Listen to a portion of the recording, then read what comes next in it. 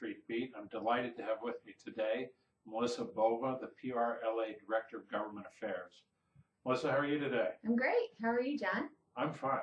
So we're off to a running start in this session. It has started. Okay. Started last week with the swearing in of Governor Wolf.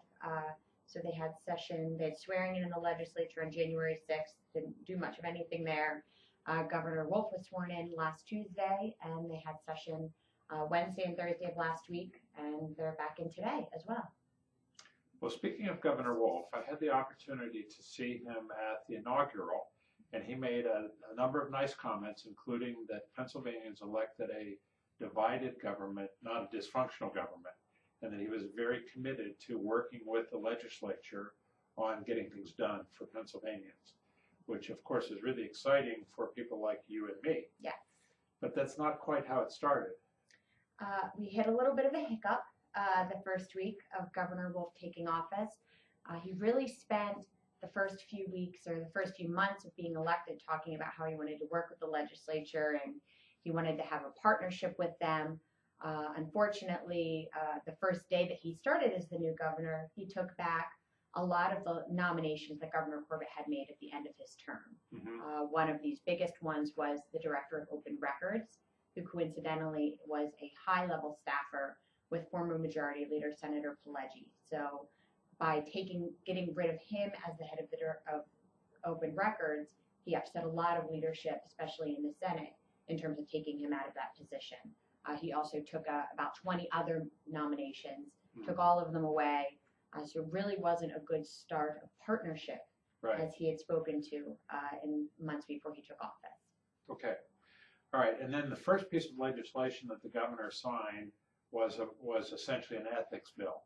It was actually an executive order, so it wasn't a piece of legislation. It was essentially him giving an order to all of the staff within the governor's office under the Just governor's purview. Okay, got it. So they cannot accept any gifts, anything of value while they serve the governor.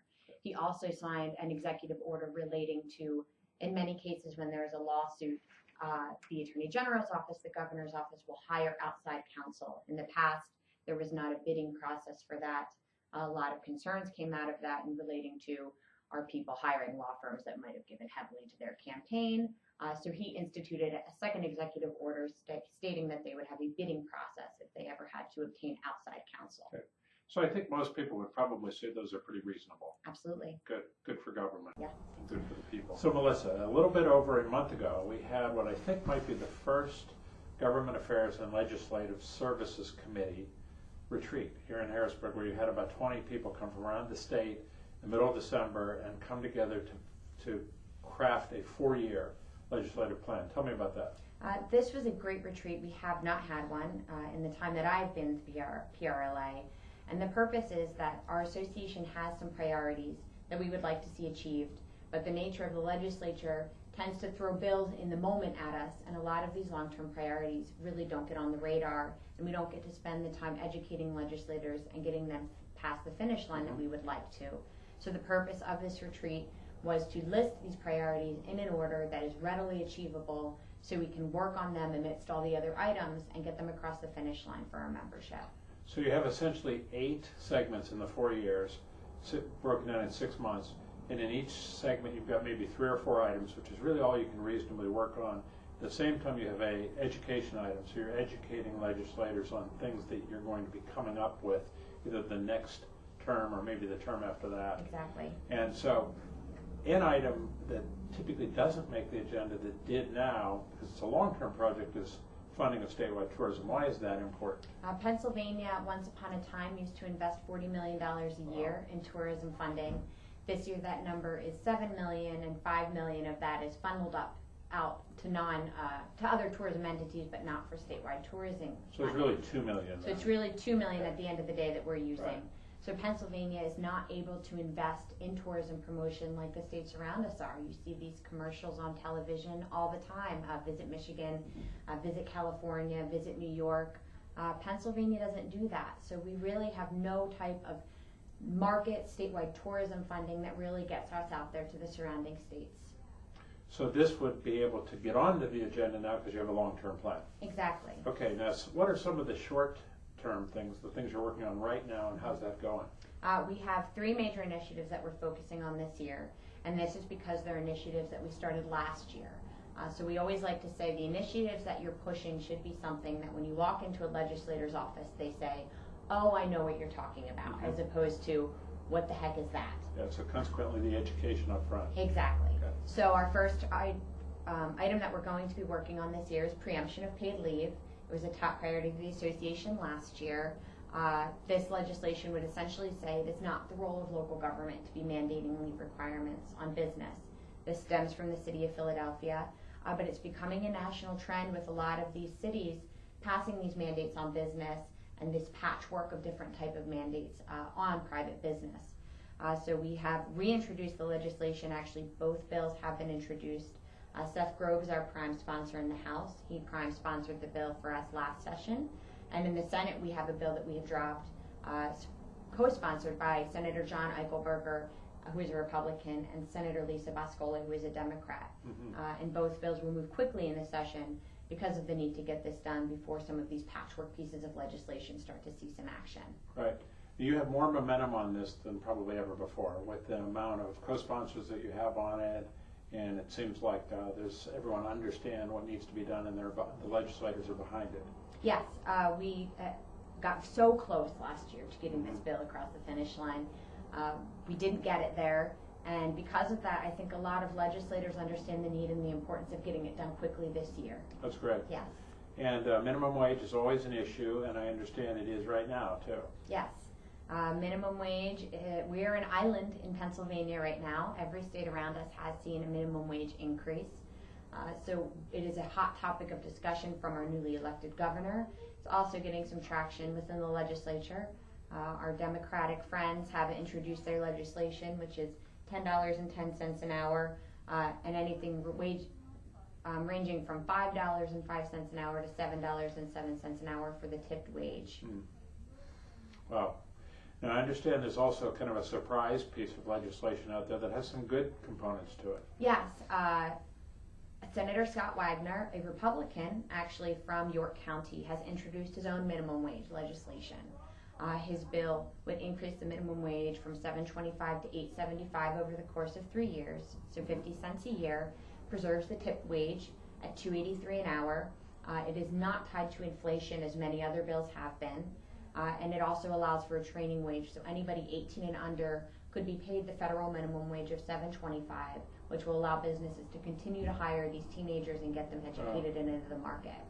Well, two of the things we always hear from our members is that their biggest concern with the minimum wage bills are the challenge to the tip credit, which ultimately means that servers and bartenders would probably not get tips anymore and make less money than they're making now. And the second being the importance of young people entering the workforce and at a high minimum wage not being able to get jobs. So it sounds like Senator Wagner's bill at least takes care of those two things. He does. He takes all of that into consideration. He's a business owner himself. So it's interesting when you work with legislators who've worked in the business industry and those who may not have, and their different take on different issues. I'll say. So what else is happening?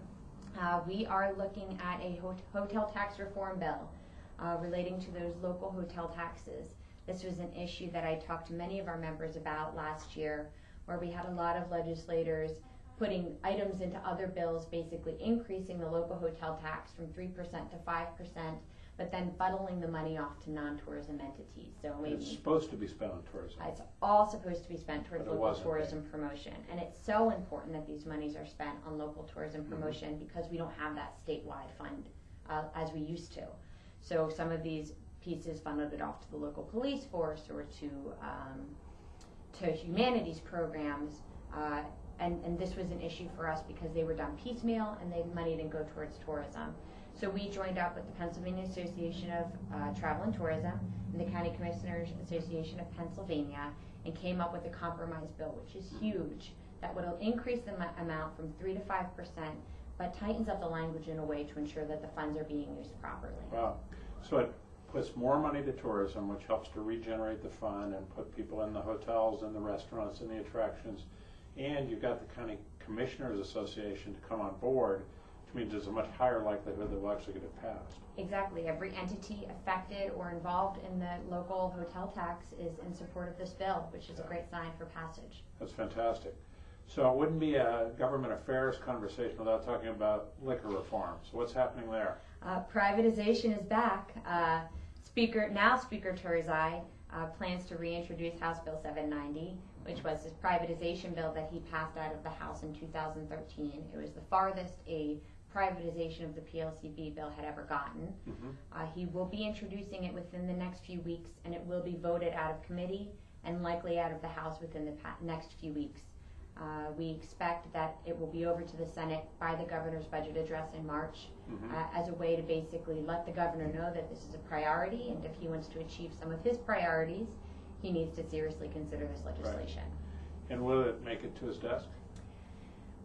Last time, the bill kind of died in the Senate while the Senate tried to come up with a compromise. While the Senate does have a larger majority this year, I do see it unlikely for House Bill 790 in its current form to make it to the governor's desk. And if it did, I would be surprised if the governor was able to sign it due to the fact that the unions are very much all aligned in opposition of this bill. It is no secret that Governor Wolf has a lot of union support, and they will be whispering in his ear as it comes to this bill. So we expect something to get to the governor's desk. I expect it to be a compromise, but I expect a lot of PRLA's priorities to be included in that, such as the number one priority, lowering the price of the cost of the goods that we're purchasing. So while full privatization is a long shot, you think 2015 is the year of some modernization? I certainly think it is. The first year of a governor being in office is the year things get done. There's no elections that year. Everybody's fresh. Nobody's thinking about who's running against them in 2016. So this is the year most of the big pieces of legislation will get done, and liquor is always one of them. Well, before we call it a day, is there anything else you'd like to add, Melissa? Well, now that we've talked about all of these important issues that we're working on this year, I urge all of our members to please consider supporting the PRLA, PAC, and PEC.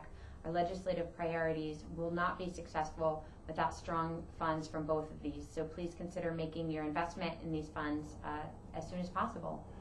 I think we do a great job with our government affairs team. They get amazing amount of traction, particularly considering we don't give a lot of money, and we really do need more money to give. So I echo Melissa's sentiment in that. Hey, Melissa, thanks for being with me today on the Longstreet Beat. It's great to have you here. Thank you for having me. And thank you for tuning in. I'll see you again next time.